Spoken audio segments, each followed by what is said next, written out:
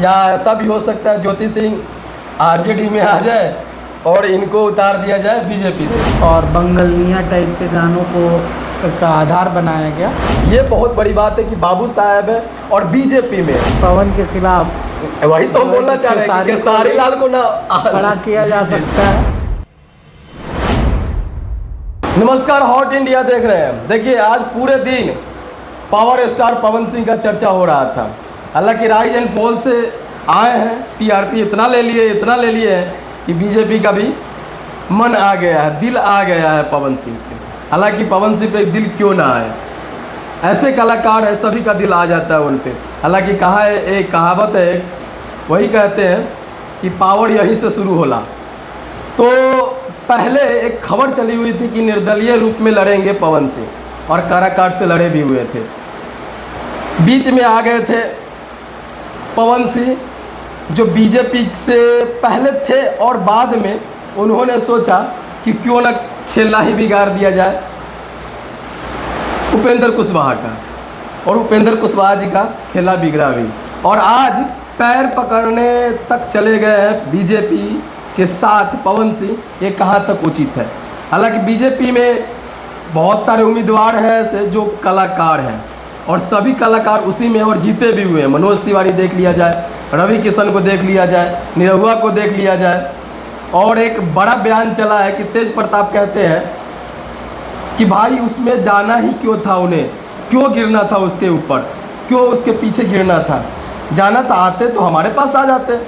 इसी चीज़ को लेकर हम लोग आज जिक्र करने वाले हैं। काराकाट से चुनाव लड़े हुए थे पवन सिंह। क्या लगता है, कैसे देखते हैं पवन सिंह को आज के दिन में? देखिए, जब Pawan Singh rise and fall जैसे शो में बेस्ट टीआरपी गेनर थे जी, अचानक वहाँ से ये कह के कि ये गेस्ट थे, प्रतिभागी नहीं थे जी, तभी मुझे लग गया था जी, कि बिहार में चुनाव है जी, और बिहार में चुनावी खेला हो सकता है। और वैसे भी अभिनेता और नेता का चोली दामन का साथ है जी।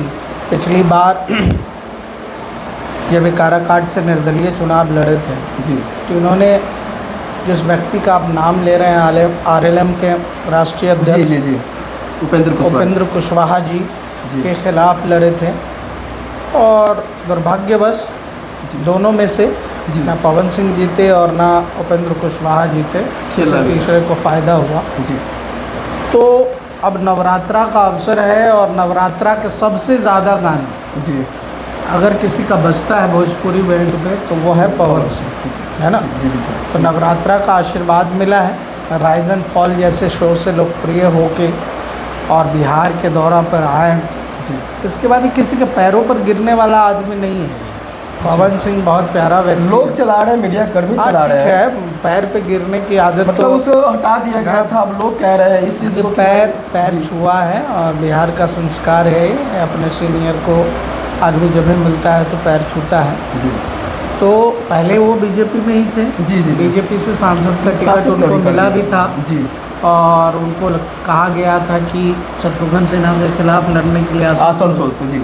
फिर कुछ ऐसी परिस्थितियाँ आई कि वहाँ से जो है कि इनको ना लड़ने वाली खबर आई, और बंगलिया टाइप के गानों को का आधार बनाया गया।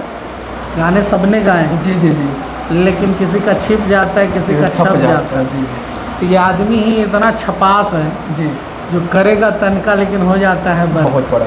क्या लगता है इस बार लड़ेंगे और बीजेपी ही टिकट देगी?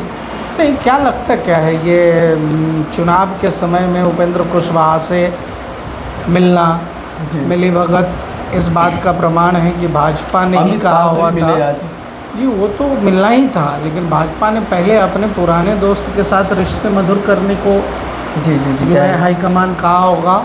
तो उसके जिसको आपने हराया जी, जी, है ना, उससे तो पहले उससे आप जाके पहले उनको मनाइए। हाँ, हाँ। तो जहाँ से वो गए वहाँ से आशीर्वाद लिया, उसके बाद गृह मंत्री अमित शाह जी से मुलाकात हुई। लगातार उनके साथ बीजेपी से जो है कि विनोद तावड़े जी का उनके साथ में होना, जी, जी, जी। तो कुल मिला के सीट सेट किया जा रहा है, और ये लड़ेंगे ही।